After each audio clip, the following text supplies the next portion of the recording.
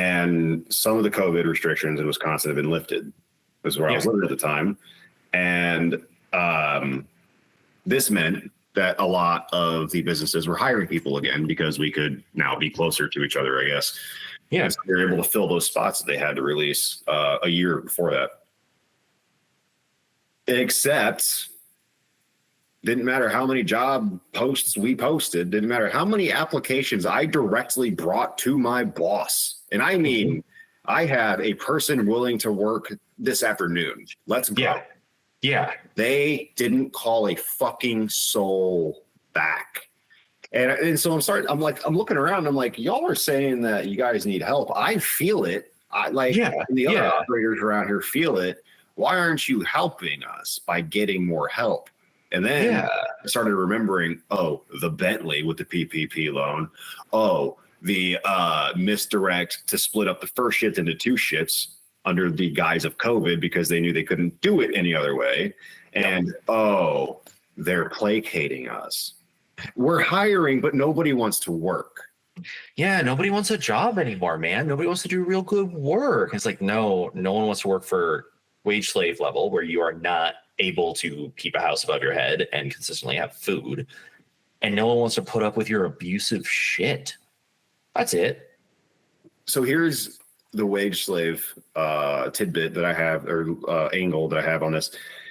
Saying that we're hiring but no one's applying is akin to saying you guys are the absolute best, so good that no one out there looking for work can compete with you. No one out there is on your guys' level, but we're going to pay you like entry level guys anyway.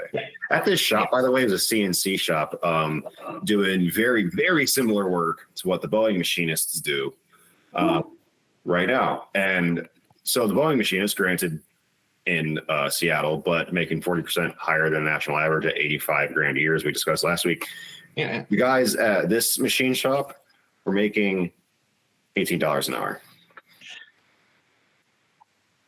I mean, my first digital marketing job. To put this in context, I left when I had a portfolio of 118 clients. Whose minimum monthly was $300 a month. I had several that were above that, but let's see, 300 times, what did I say, 118, something like that.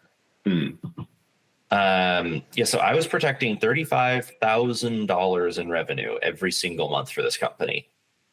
I didn't have cancellations over 3 years.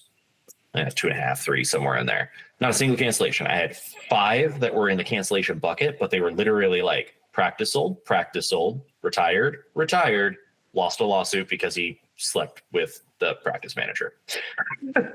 None of those are my problem.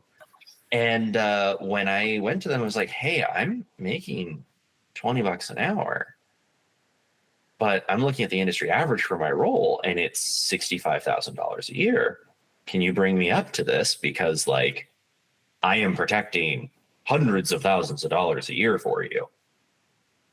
Nope. God, no. Nah, you need to prove yourself. Literally every campaign I was running was on the up and up. My clients adored me. They actually called me after I quit because they wouldn't let me call them. Another great example of an immoral business practice. I wanted to call clients and just be like, hey, just letting you know, like the ones I was constantly in contact with. Hey, I'm leaving.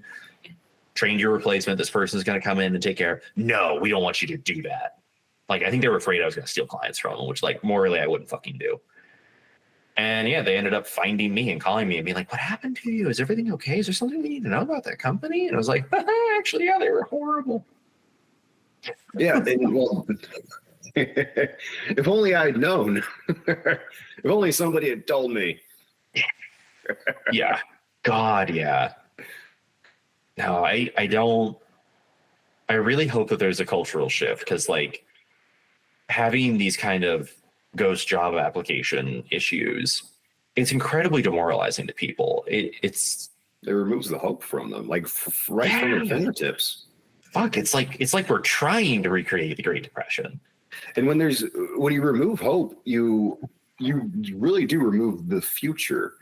Hope is a weird thing. Like if you knew everything there ever was to know, you'd have no hope. Hope comes from the unknown. But so does uncertainty and so does fear. So you kind of have to almost like pick your own adventure here. But Yeah. you can only pick your own adventure so many times before you've picked 1,000 adventures in a fucking week.